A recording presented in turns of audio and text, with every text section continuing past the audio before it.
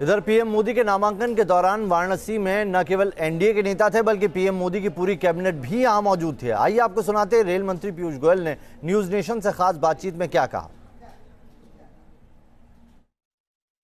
प्रधानमंत्री नरेंद्र मोदी के नामांकन का काम संपन्न हो चुका है और उसके साथ साथ जो रोड शो था वो अपने आप में एक तरह से कहा जा सकता है कि अभूतपूर्व है। बात करने के लिए हमारे साथ मौजूद है केंद्रीय मंत्री पीयूष गोयल जी। पीयूष जी, बहुत स्वागत है न्यूज नेशन पर।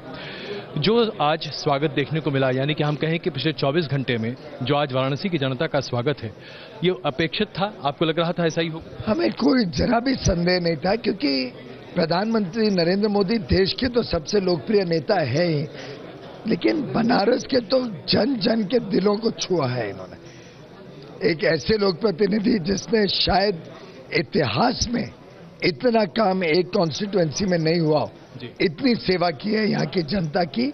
स्वयं एक एक कार्यक्रम में एक एक योजना के ऊपर चिंता करते थे। कल कपिल सिब्बल जी से मेरी बातचीत हो रही थी और उनका ये कहना था कि अगर प्रधानमंत्री जी इतने आश्वस्त हैं अपने कार्यक्रम को लेकर और अपने विकास की योजनाओं को लेकर, तो फिर जिस गांव को उन्होंने गोद लिया था उसमें तरक्की क्यों नहीं हो रही है? बहुत सारे आंकड़े दे रहे थे। मैं आपसे चाहता हूं आप उसका जवाब दें कि आखिरकार ये क्या है, विपक्ष के नेता ऐसा क्यों कहते हैं? विपक्ष के नेता यहाँ के गुणगान गाएंगे कि घाट इतने साफ हो गए, बिजली की समस्या खत्म हो गई, सबके घरों की तारें अंडरग्राउंड हो गई, सफाई इस प्रकार से हुई है जो देखने से ताज्जुब होता है।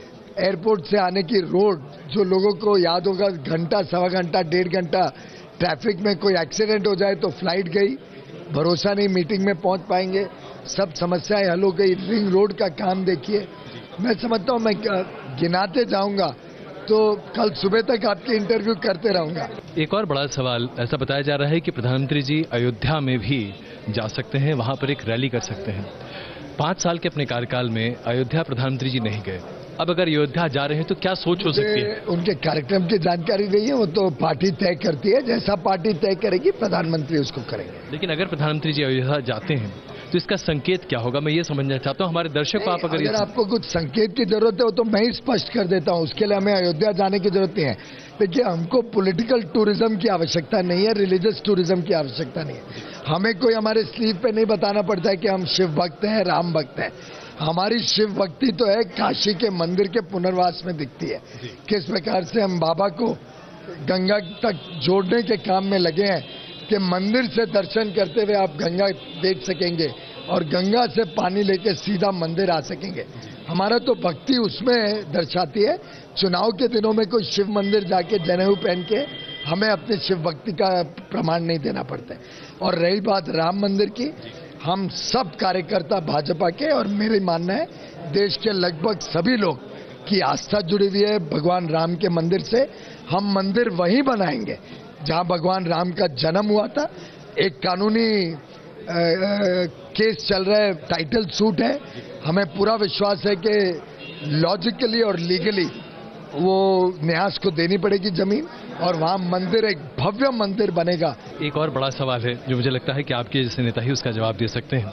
बहुत सारे आलोचक हाल के दिनों में कहने लगे हैं कि दरअसल प्रधानमंत्री जी और भारतीय जनता पार्टी के अध्यक्ष अमित शाह जी उग्र हिंदुत्व का एक तरह से सहारा ले रहे हैं, या यूं कहें कि उससे संरक्षण दे रहे हैं साध्वी प्रज्ञा ठाकुर के बयानों के संदर्भ में जब वो हिंदू आतंकवाद की बात करते हैं। क्या ये आरोप सही है? आपने कल अगर रोड शो देखा होगा तो जिस बड़ी संख्या में बंगाली एरिया वगैरह जो था, जिस बड़ी संख्या में हमारे मुस्लिम भाई बहन आए थे, भाई बहन और बच्चे आए थे, जो उत्साह था, जो उनके शक्ल पे, मैं वहां साथ में रोड शो में जो देख रहा था, मैं समझता हूं कि अब ये बैरियर्स टूट चुके हैं।